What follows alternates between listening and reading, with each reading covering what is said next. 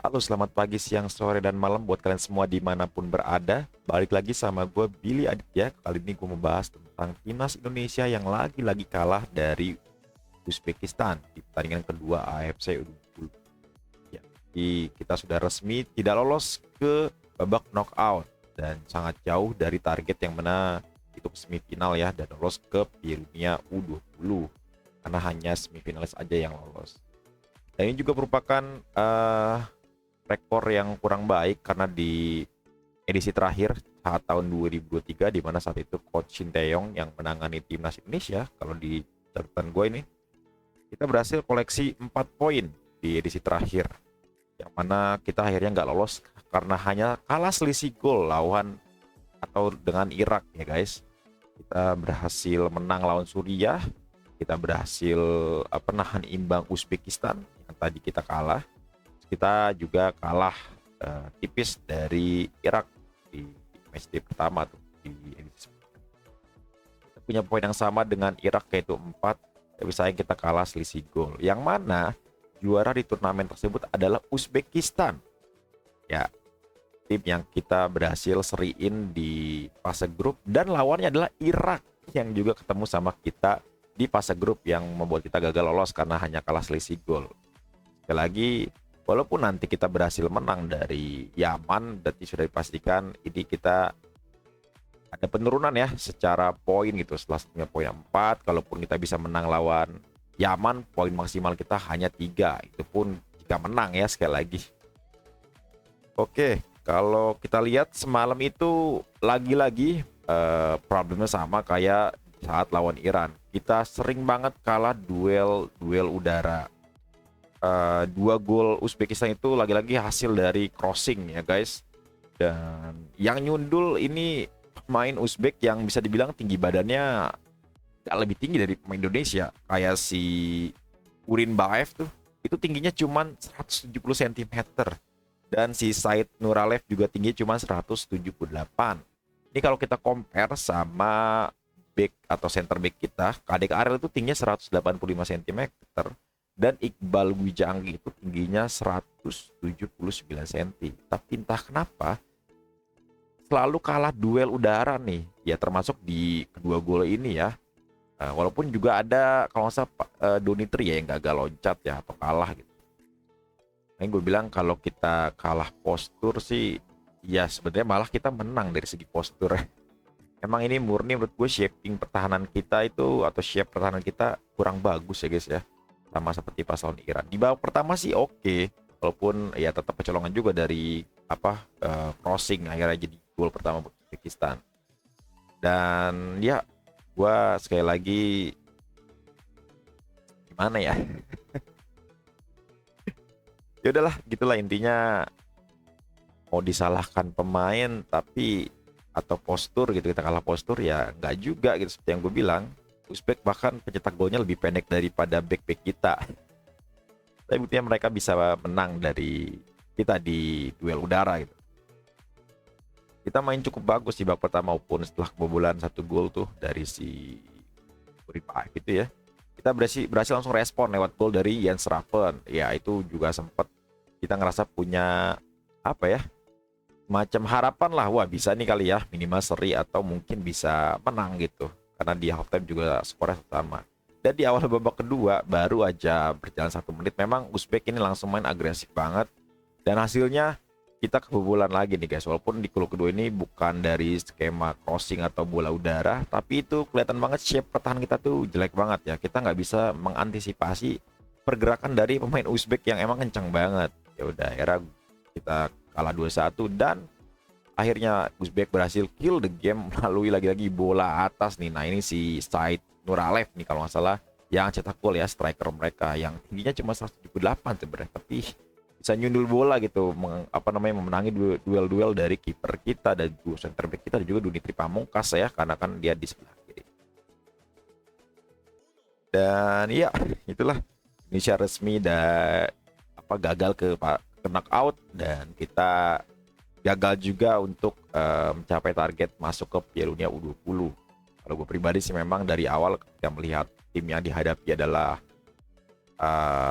Iran, Uzbekistan dan juga Yaman, gue memang agak sedikit ragu nih kita bakal lolos. Karena bukan apa, di di turnamen-turnamen sebelumnya kan yang friendly match gue sering nonton dalam Frex juga, itu memang terlihat memang ada sedikit apa ya, kayak kurang yakin aja gitu dengan tim ini bisa ngelaju jauh, apalagi ngelihat ternyata yang dihadapi adalah tim-tim kuat dan juga juara bertahan, bahkan Uzbekistan U20 itu ya udah ekspektasi lah sama gue gitu ya, walaupun tetap kecewa gitu. Dan ngomong-ngomong soal Coach Indra Syafri, gimana nih nasib Coach Indra Syafri gitu? Banyak yang bilang out bang, Indra Syafri harus out gitu, bla bla bla gitu, miskin taktik lah, terus kelasnya AFF gitu, dan segala macam. Dan ya seperti yang kalian tahu gitu, memang Coach Indra Syafri itu sukses di AFF dan selalu gagal di AFC guys. Bahkan generasi emasnya U19 zaman Evan Dimas itu juga walaupun berhasil juara AFF U19 ya tahun 2013 dan berhasil lolos ke AFC dan mengalahkan Korea Selatan tuh yang menang 3-2 kita. Ada Hwang Hee-chan juga di situ. Itu juga gagal di AFC guys. Kalau nggak salah sempat sekali deh Coach Indra itu berhasil masuk ke knockout 8 besar ya. Tapi akhirnya kalah sama Jepang. Itu angkatan Takefusa Kubo kalau gua nggak salah ya. Tapi overall ya kebanyakan akhirnya gagal di AFC ini gitu. Termasuk di edisi kali ini gitu ya guys. Dan kalau menurut gue pribadi memang Coach Indra Syafri itu cocoknya jadi talent scouting sih. Bisa dilihat dari generasi Evan Dimas itu kan sebetulnya sepak bola kita lagi terpuruk guys. Kita ada dualisme dan juga hal-hal lainnya gitu. Tapi Coach Indra ya terkenal lah sejarahnya, dia misalnya ke Indonesia segala macam untuk mencari talenta-talenta berbakat dan banyak nemu pemain lah intinya gitu. Dan itu yang gue bilang kayaknya mungkin dia jeli gitu ngelihat pemain-pemain mana yang potensial gitu, pemain lokal kita. Jadi ya kalaupun pada akhirnya mungkin nanti ada evaluasi untuk Coach Indra, sekali lagi gue sih mau ngucapin terima kasih banyak buat Coach Indra karena bagaimanapun Coach Indra udah ngasih banyak prestasi buat timnas Indonesia. Dan kalau kalian nggak tahu, Coach Indra ini adalah pelatih tersukses di timnas Indonesia nih. Suka atau nggak suka kalian dengan permainannya, tapi faktanya dia ini pelatih paling sukses ya. Dia juara AFF U19 tahun 2013, juara AFF U22 tahun 2019, juara SEA Games, maksudnya dapat medali emas SEA Games 2023. Terus AFF U19 terakhir 2024 yang di final kita lawan Thailand, si Jens Raven cetak gol nih. Iya memang kalau dari skema permainan dari dulu gue nonton ya 2011-2012 itu sampai sekarang memang bisa dibilang ya kurang lebih sama lah, banyak mengalahkan sisi sayap. Tapi bedanya kalau dulu angkatan Evan Dimas itu ya kalian tahu sendiri, kaptennya si Evan Dimas holding ballnya jago banget gitu, alirin bolanya jago banget dan punya sayap-sayap yang juga bagus kayak Ilhamuddin sama sebelah kanan tuh apa Malini Pali ya. Dan kalau di squad sekarang tuh memang gue lihat tidak ada pemain yang spesial di lini tengah gitu. Itu makanya akhirnya skema-skema serangan main sayap pun akhirnya nggak bisa teraliri dengan bagus gitu bolanya ya. Akhirnya ujung-ujung main long ball aja, itu pun lalu gagal gitu. Sekali lagi terima kasih buat Coach Indra. Mungkin semoga di laga terakhir nanti lawan Yaman kita bisa menang untuk setidaknya punya 3 poin dan sedikit mengobati rasa kecewa pendukung timnas Indonesia. Dan juga mungkin sebagai kado perpisahan terbaik dari Coach Indra gitu, walaupun gagal ke fase knockout dan jauh dari target yang masuk Piala Dunia atau semifinal AFC U20, tapi dia bisa kasih kemenangan terakhir buat timnas Indonesia saat ditumpangi oleh beliau nih ya.